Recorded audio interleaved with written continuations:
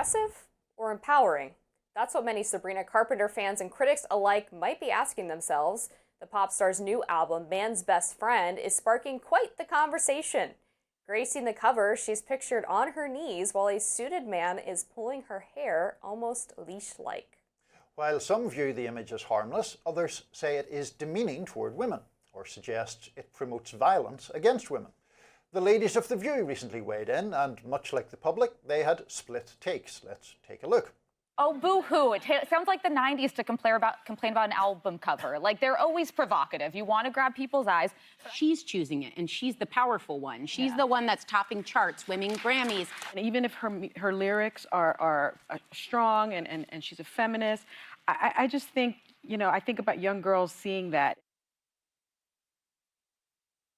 Certainly one that you should lead us to, Amber, but we should say during the break you tell me you have some confession to make, but you haven't told me what it is yet, so look forward to that. I actually blocked Sabrina Carpenter from my Spotify account. Really? Yeah. Because of this? No, actually, it was years ago because she had desecrated the altar of a Catholic church for a music video, and it actually led to the church. It was in Brooklyn.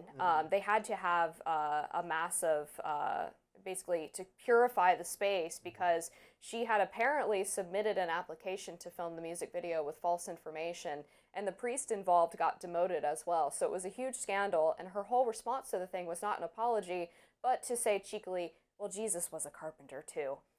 So she's out for me. You didn't appreciate that.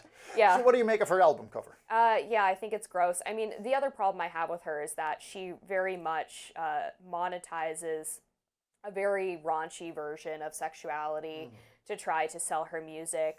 One of the trends that she does on tour is during one of her songs, I believe the one called Juno, during a certain line in the song, she pantomimes a different sexual position on stage. Obviously, a lot of her fans are young women and girls, and it's just, I find it gratuitous and tasteless. I don't know if I buy the argument that she's glorifying violence against women, but I just am at an age now where I find the really over-sexualization of pop stars to be kind of disturbing. I mean, they all wear like the same little bodysuits, and I feel like the music at a certain point should speak for itself. So I'm feeling very old here because as you speak, I'm getting flashbacks to my youth and debates that happened over Madonna. Or Britney Spears. Or well, in Madonna's case, because you mentioned the church, and Madonna had the Like a Prayer video, and that was very controversial at the time. And obviously she was criticized by some for being raunchy. Look, the album cover, I have no real problem with that because I can't remember who it was in The View was saying that it's Sabrina Carpenter, well, obviously it's her decision to pose like that. I mean, if she wants to do that, I think that's fine.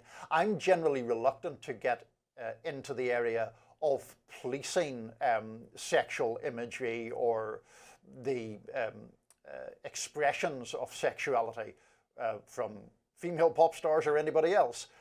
Look, obviously, pop stars are typically concerned partly with getting publicity. It's obviously done that. It has ignited this debate.